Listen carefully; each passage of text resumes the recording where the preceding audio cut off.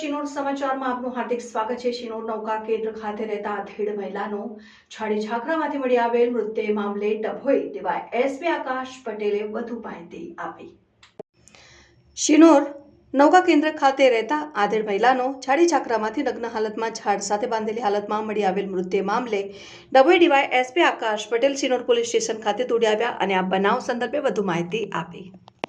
તારીખ 4/9/24ના રોજ સિનોર પોલીસ સ્ટેશનમાં ભારતીય ન્યાય સંહિતાની કલમ 103(1) મુજબનો મર્ડરનો ગુનો દાખલ કરવામાં આવેલ છે, જેમાં મરણ જનાર વિદ્યાબેન શનાભાઈ વસાવા કે જેઓ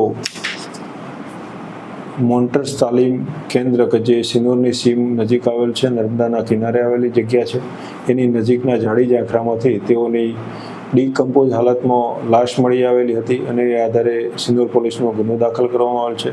હાલ સિનોર પીએસઆઈ દ્વારા તપાસ ચાલી રહેલ છે।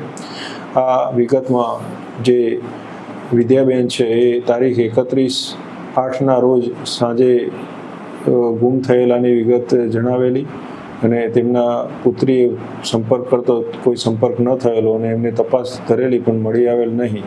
તે આધારે સિનોર પોલીસ સ્ટેશનમાં જાણવાજોગ દાખલ કરવામાં આવેલી હતી।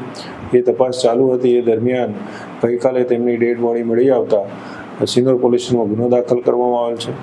હાલ એમનું પીએમ કરવામાં આવેલ છે અને પીએમમાં પણ ચોક્કસ કારણમાં એમનું હાલ ગળાનું હાડકું દબાયેલું છે, એટલે ગળાના ભાગેથી આંસો આપી અને મરણ રજાયેલાની વિગત પીએમ નોટમાં પ્રાથમિક તપાસમાં આવેલી છે, છતાં વિશેરા લેવી આગળની કાર્યવાહીમાં એફએસએલ દ્વારા પણ જે પણ પરીક્ષણ થઈને આવશે અને એ આધારે ફાઇનલ કોઝ ઓફ ડેથ મળવાર છે।